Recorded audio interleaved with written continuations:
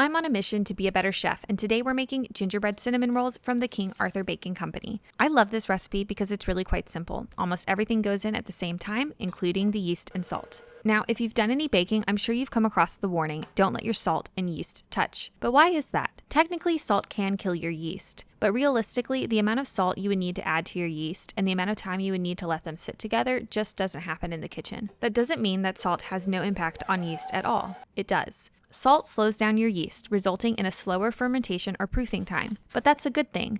Doughs that ferment too fast become very sticky, difficult to work with, and are prone to collapse. In addition, a longer fermentation period means the dough has time to develop more flavor. Honestly, if your dough isn't rising, it probably isn't because your salt and yeast were touching. First, you should check your yeast. It's worth investing in some quality yeast and keeping it stored in your freezer. I really love SAF instant yeast. Second, you should make sure you've got a good place to let your bread ferment. My kitchen is just too cold, so I've recently been using my oven to prove my bread. To do this, first I boil some water. Then I place my lightly covered dough on the middle rack and pour the boiling water into a 9x13 baking dish that's stored on my lower rack. The steam will warm up the oven and provide moisture. No need to turn on the oven or the oven light. This was the trick that made my buns successful.